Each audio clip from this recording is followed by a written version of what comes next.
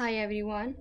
So it's finally time for us to learn tenses. Okay, the majority of grammar is covered by tenses, which is very obvious. Basically, tenses is grammar. The very synonym of English grammar should be tenses.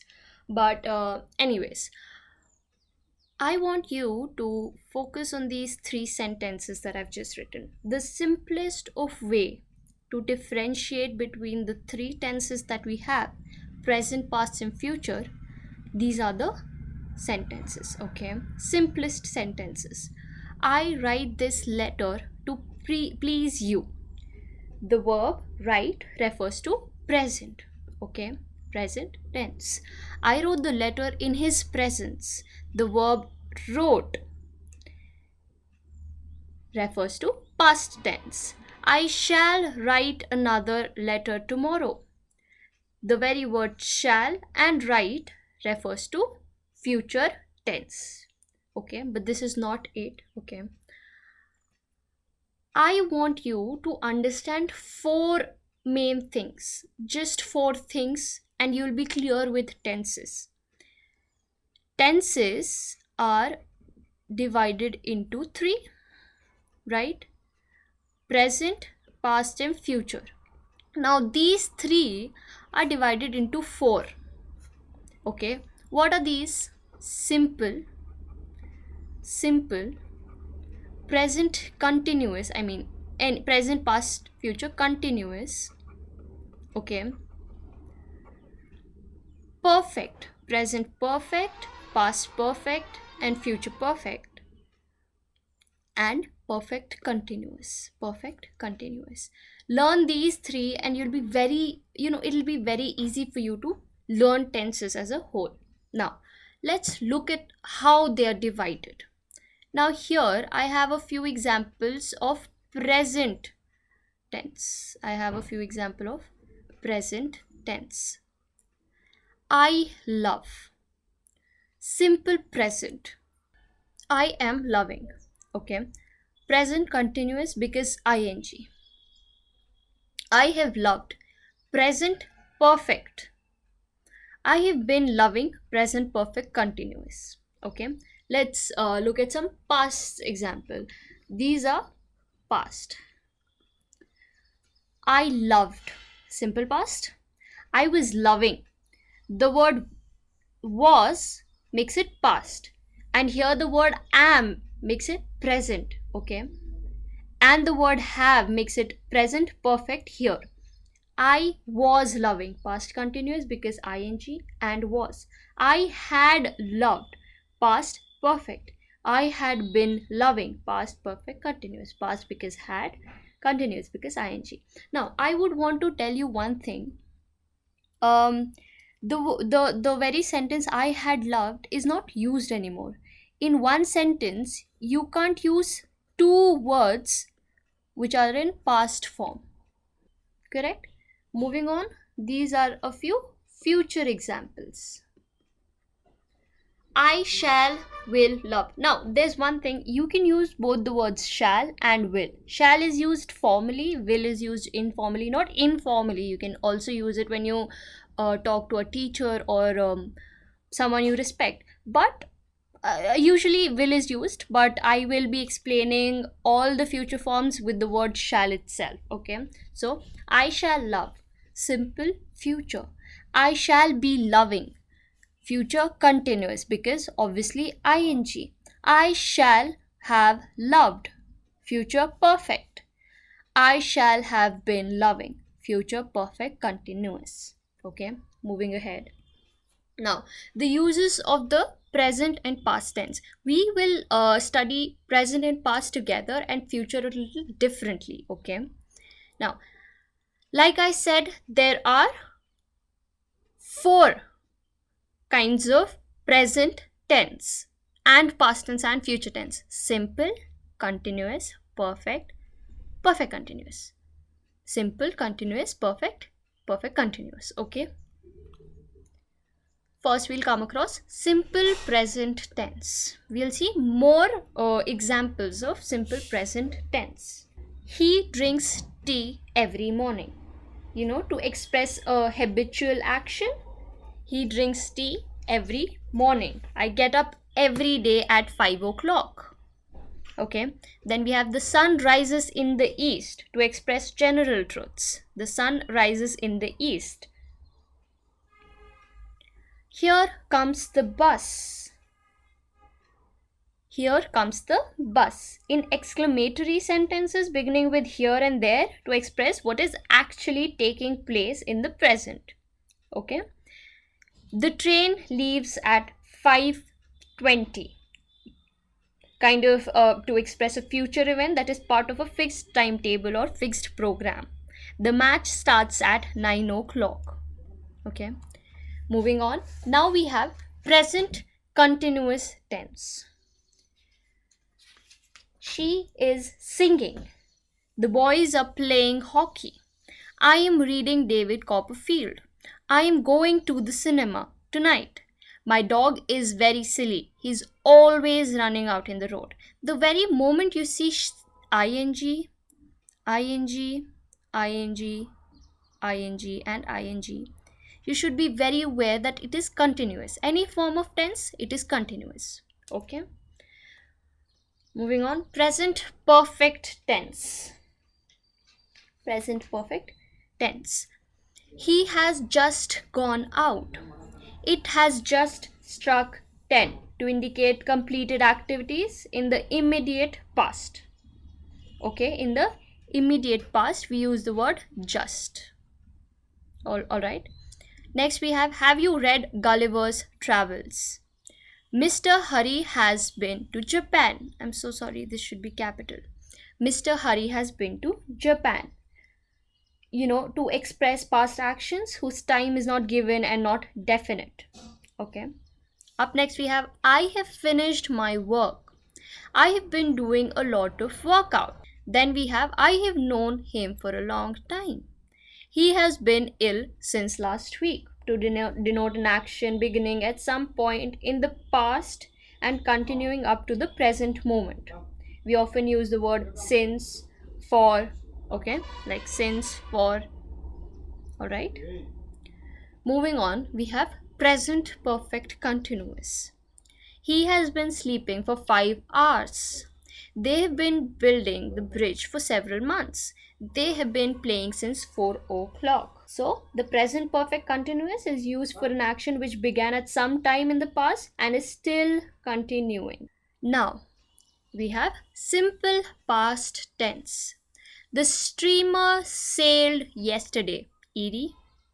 She left school last year. Left is past tense. I received his letter a week ago. ed. Right? The simple past is used to indicate an action completed in the past. It often occurs with adverbs or adverb phrases of past time. For example, ed. The word left. Again, ed. I learned Hindi in Nagpur. I didn't sleep well last night. Okay, sometimes this tense is used without an adverb of time. In such cases, the time may be either implied or indicated by the context. Okay, but the very word learned is past, the very word didn't is past. Past continuous tense. Okay, we were listening to radio all evening. It was getting darker. The light went out while I was reading. When I saw him, he was playing chess. You see ing, ing, ing, ing everywhere. Very obvious. Continuous. Right? The past continuous is used to denote an action going on at some time in the past. Again, the time of the action may or may not be indicated. Alright? Moving on, we have past perfect tense. I met him in New Delhi in 1996. I'd seen him last 5 years ago or before. Okay, the plane had left by the time I got to the airport. I'm sorry. Right? The past perfect describes an action completed before a certain moment in the past. Alright. Then we have past perfect continuous. I had been working at the company for 5 years when I got the promotion. ing. Okay. Martha had been walking 3 miles a day before she broke her leg. ing. Okay, is it clear? Now these were all a few examples of past and present. Okay, I would want you all to go through these examples again and understand what is simple I mean simple past tense, past continuous, past perfect, and past perfect continuous. Okay, similarly goes with present. Moving on, we have future. Okay, the simple future tense is used. Okay, so unlike present and past, future has a little more complicated forms, which is easy to understand, you don't have to worry about, but just focus. Okay, now simple future tense: I shall be 20 next Sunday. It'll be Diwali in a week. We will know our exam results in May. So this is simple future tense. Now there is this form called going to form in the future, because what does going to denote? Future events. Okay, so there is a different going to form itself in future tense. For example, have you decided what to do? Yes, I'm thinking to resign the job. I'm going to resign the job. Okay, why do you want to sell your motorbike? I am going to buy a car. She is going to have a baby. The cracker is going to explode. Going to form, predicting the future things. Okay, moving on, we have future continuous tense. I suppose it'll be raining when we start. This time tomorrow, I'll be sitting on the beach in Singapore. He will be meeting us next week. Right? Then there are be-to forms in future as well. For example, the Prime Minister is to visit America next month. The conference is to discuss nuclear tests. They're talking about future, but in the moment, so this is how we use it. Okay. Then we have future perfect tense. I shall have written my exercise by then. He will have left before you go to see him. By the end of this month, I will have worked here for 5 years. We use the future perfect tense to talk about actions that will be completed by a certain future time. Then we have future perfect continuous tense. By next March, we shall have been living here for 4 long years. I'll have been teaching for 20 long years next July. The future perfect continuous tense is used for actions which will be in progress over a period of time that will end in the near future. For example, in 4 long years. Next July, right? Meaning actions which will be in progress over a period of time that will end in the near future. To be honest, this tense is not very common. Okay, people don't prefer using this tense, and I will tell you what people use instead of it. So when we come through exercises, you will know why people choose different sentences over these. Okay, so this was basically how tenses are differentiated. This is just a basic idea. Of course, we'll do exercises wherein you'll be more clear with tenses, but I really want you to go through these slides that I just I've displayed again, to get an idea of what tenses is. You will not be able to understand tenses just in a day or two. Okay, but it's not even that difficult to understand tenses, as far as I'm aware. I told you how perfect I'm sorry, where is it? Where's that side? How I told you how simple continuous perfect and perfect continuous is divided. So there shouldn't be any difficulty for you to recognize the difference between them. But yeah, exercises will make all of your doubts clear. Correct? This is basically all for today's class. All right, so I was supposed to, like I promised, I was supposed to give you 5 new words from third lecture onwards. Okay, so we'll study 5 new words today. Okay, the first word is brevity. Brevity. meaning one who uses less words. One who uses less words to express their feelings. Okay. Now, a few synonyms. Laconic. I would want you to, read a few sentences more how as to how to use this very word. Okay. Concise. Okay. Brief.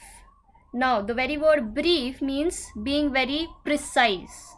Okay, so don't confuse yourself as to brevity is being using less words, and brief, what does this mean? Okay, so brief as in being precise. Okay, brevity indirectly means the same.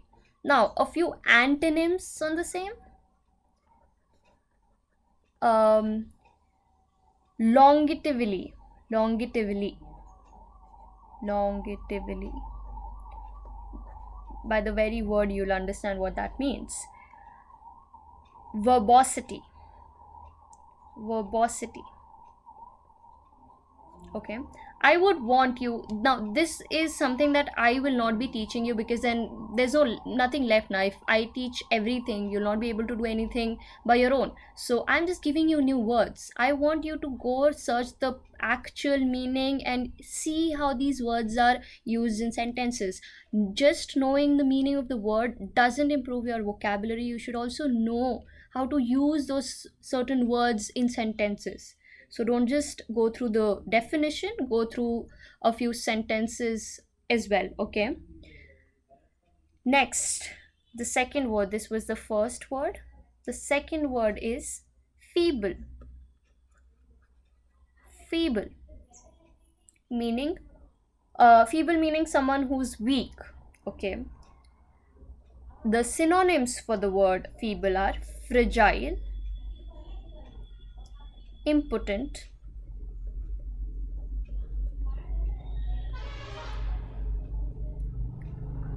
frail. Fragile, impotent, frail. Okay. And the antonyms are strong. Okay, strong everyone knows. Firm, robust, muscular, or powerful. Okay. There's this very famous phrase used as robust and resilient. Robust and resilient meaning strong and healthy. So if at all you were planning to use the word robust, use robust and resilient instead. Okay. Then the third word we have is miserable. Miserable meaning misery, bad times. Okay. Synonyms: melancholy. Melancholy. Okay, by the very word melancholy, you must be thinking melancholy is something soothing or anything. No, you mistaken. Melancholy meaning miserable. Okay. Wretched. Wretched. Okay. Then we have dismal. Dismal. They're all synonyms of the word miserable. Okay. And the last word we can learn through miserable is oppressive. Oppressive. Right? Double S, do not forget. Now, antonyms of the word miserable are happy, obviously, jocund. Jocund. Okay. Jocund meaning happy. Then there is joyous. Joyous. Joyous. They're all. It's also pronounced as joyous. Then we have dignified. Dignified and blessed. Okay. Then fourth word is scanty. Scanty meaning deficiency of something. Deficiency of something. The synonyms are narrow, slender, slender, meager. Meager is a little. Okay, meager is a little. Sparse, sparse, as you pronounce it. Inadequate, inadequate. Oh my god, I'll just Inadequate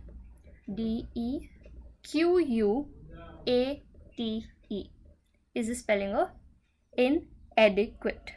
Okay, now antonyms: ample, ample. Okay, ample is something that you have in abundant. Okay, plentiful,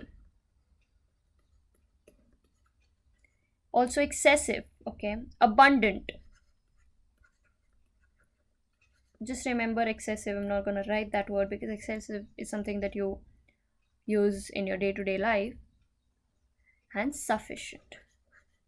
Now these words, you might be knowing the meaning of them, but just notice yourself. Okay, you don't use it in your day-to-day life, because these words like abundant, sufficient, plentiful, ample enhance your English speaking. Okay, then the last word for the day is brutal, meaning someone who's very cruel.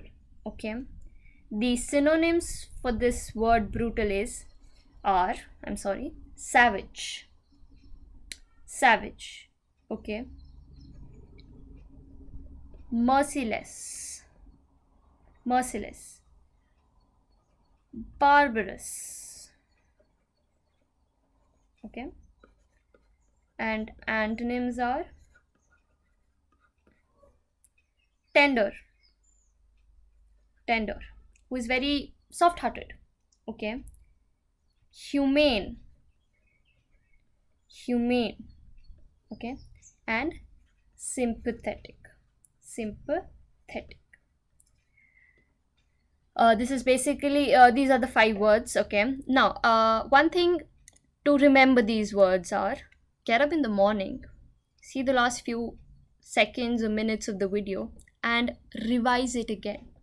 Every morning, revise the last 5 words you learned. Only then will you be able to remember it. Don't just write it in your copy and keep it. No, revise it over and over again. Okay, and read the sentences you can possibly make out of these few words that I just gave you. Okay, do these, and I'm pretty sure your English will improve every day. Okay, so this is basically it for today's class. We'll meet tomorrow again, 5 p.m. So thank you, take care.